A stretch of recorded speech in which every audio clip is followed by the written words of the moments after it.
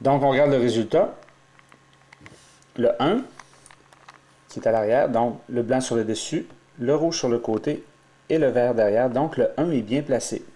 Maintenant, je travaille sur ma séquence, j'avais 138, donc c'est le cube numéro 3. Il est déjà en position, je n'ai pas besoin de le déplacer, alors je fais uniquement la formule.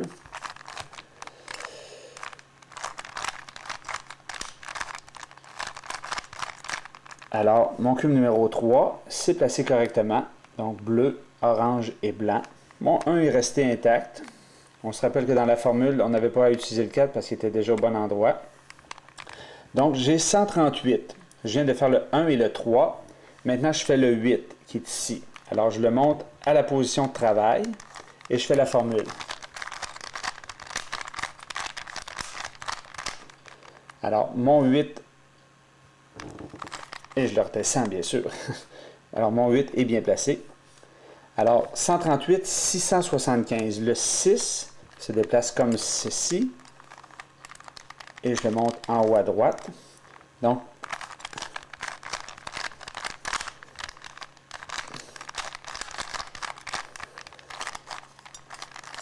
alors mon 6, c'est bien placé.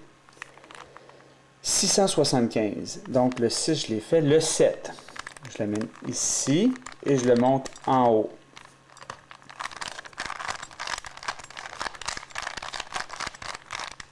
Et je le ramène en bas. Donc, mon 7, c'est bien placé. Et il me reste 675. Donc, 6, 7, le 5. Alors, le 5, je l'amène à l'avant et je le monte d'un demi-tour.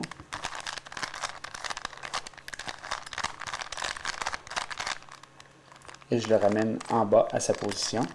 Donc, j'ai fait ma formule 138, 675 et j'ai le résultat que je cherchais, mes X de bonne couleur. Donc, ça veut dire que tous les coins sont aux bons endroits.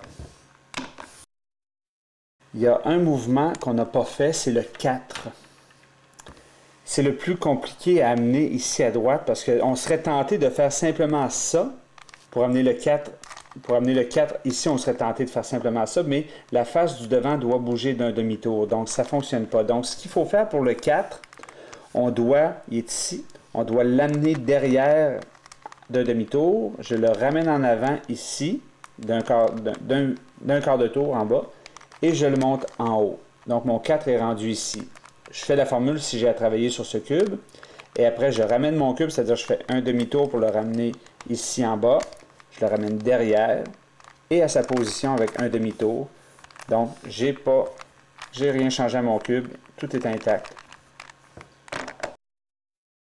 Alors maintenant, à cette étape-ci du processus, on est rendu à placer les arêtes aux bons endroits, bien orientés. Je vais vous dire franchement, la première fois que je me suis rendu à cette étape-ci, je me suis dit, bon, ben c'est beau, c'est terminé, je ne serai jamais capable de faire ça, c'est bien trop compliqué, il y a tellement de lettres à retenir. Je vais me contenter des X que j'ai fait, je vais être bien fier de moi, ça va être bien beau. Mais je vous le dis, ça s'apprend facilement. Ça a l'air compliqué, mais c'est vraiment simple. Alors, pour vous montrer l'effet de la formule sur le cube, je prends un cube qui est tout fait et je fais la formule à l'écran. Alors, ce que ça fait, ça déplace, ça inverse ces deux cubes-ci. C'est-à-dire celui-ci s'en va là et lui revient à cet endroit-ci. Regardez ce que ça fait. Alors, notre zone de travail, c'est ces deux cubes-ci pour l'étape numéro 3. Ce que ça fait également, ça déplace les deux coins. Ça les inverse également. C'est pour ça qu'à l'étape précédente, l'étape des chiffres pour les coins, tout à l'heure, on avait la séquence 138, 675. Alors, quand c'est un nombre pair de mouvements, on avait 6 mouvements, c'est parfait, parce que la dernière formule, l'étape numéro 3, à chaque fois qu'on fait la formule, ça inverse ces deux-là. Donc, si on a eu un nombre de déplacements pairs dans la deuxième étape, c'est parfait. Si on avait une série de déplacements impairs lors de la deuxième étape, par exemple, si j'avais 138, 675, 4. Donc, ce que je fais simplement rajouter 3 à la séquence. Donc, ma nouvelle séquence pour avoir un nombre pair serait 138, 675, 43. Parce qu'à la troisième étape, les cubes vont s'inverser et quand on aura terminé, tout va être beau, je vous le garantis. À cette étape-ci, chaque arête a une lettre correspondante. Donc, on place la face blanche sur le dessus et le bleu devant comme d'habitude. Et on commence à l'arrière. Ici, c'est le cube A, B, C, D, E, F, G, H, I, J, K, L, M, N, O, P, à l'arrière en bas, Q, R, ça c'est à l'arrière, S, T, U, V, et finalement W, X. Alors, découragez-vous pas, c'est simple. Alors, j'ai mon bleu à l'avant, mon blanc sur le dessus. Donc, la formule inverse ces deux cubes-là.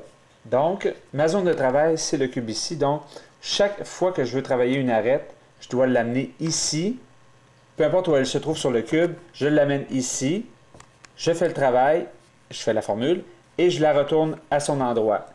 C'est le même principe que la séquence de chiffres tout à l'heure, à la deuxième étape, sauf que c'est des lettres, et la zone de travail va comme suit.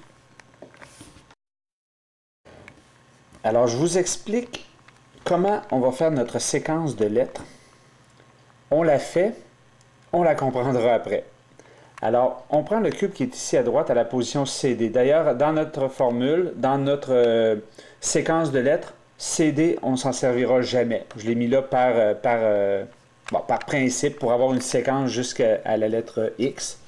Donc, je regarde le cube qui est sur le dessus dans ma zone de travail ici. C'est le jaune. Jaune-orange. Donc, le jaune du cube jaune-orange vient ici à la position T.